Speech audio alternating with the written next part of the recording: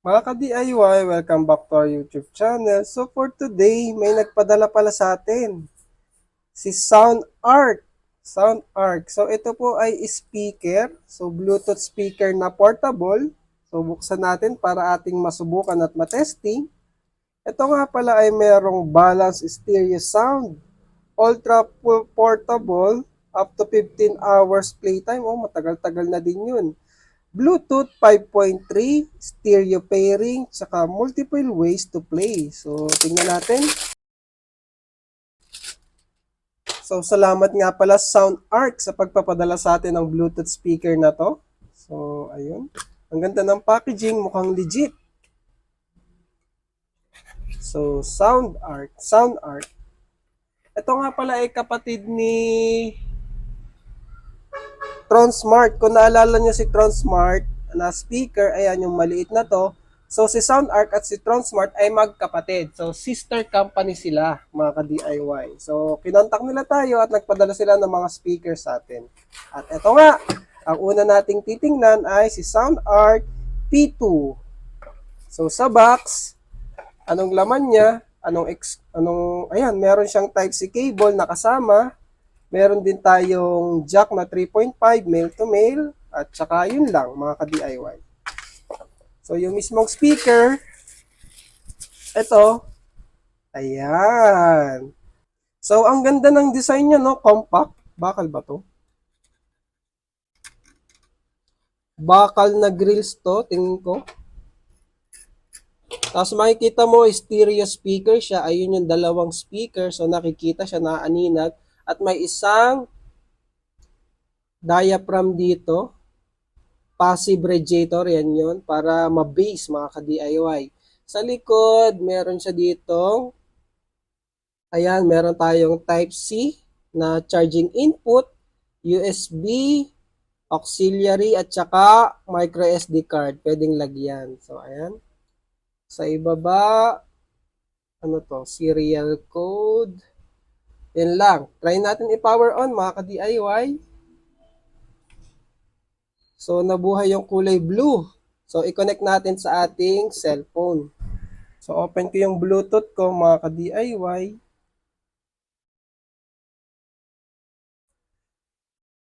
Ayan, nakikita natin SoundArc P2.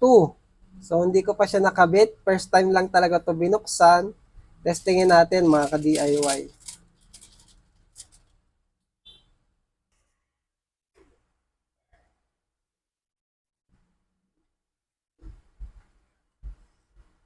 So, ayun, na-pair na. Okay. So, volume. Volume down. Volume down. Volume up. So, gumagana naman. Try natin maghanap ng video. So, try natin to sa YouTube. Ixon Paradise. Siyempre, may ads.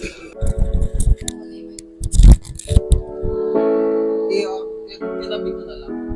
Itabi ko na lang yung mic. Laksan natin. Laksan natin.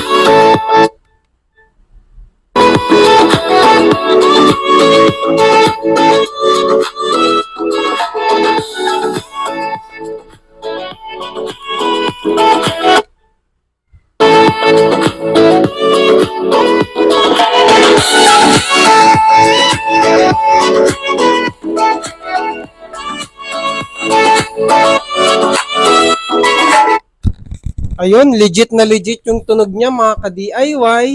Ang ganda rin ng build niya, no? Hindi siya mukhang mumurahin. Actually, mura lang to eh. Compare nyo dun sa isa kong ginagamit na mamahalin. So ito, nasa 1,000 pesos ata itong mga ka-DIY. So para sa presyo niya, solid na to. Solid yung build niya, hindi siya yung mukhang mumu in personal ha. Tsaka yung tunog niya, yung bass niya, solid din mga ka-DIY. So syempre, hindi nyo kasi makukuha masyado sa video yung lakas ng tunog niya kasi nga recorded video lang to sa ating mobile phone tsaka yung speaker hindi naman yan makakapture yung dagundong niya sa personal. Pero yung honest review ko dito, maganda siya mga ka-DIY. Tamang-tama sa presyo niya. So, di ba, usong-uso yung mga outing ngayon. So, gamit na gamit to mga ka-DIY for sure. So, sa mga naghahanap dyan ng portable na speaker para sa inyo tong kay SoundArc. So, i-check nyo na lang. Ilagay ko yung link kung saan siya mabibili sa video description mga ka-DIY. And, ayun, try natin isa pa. I-play ko ulit.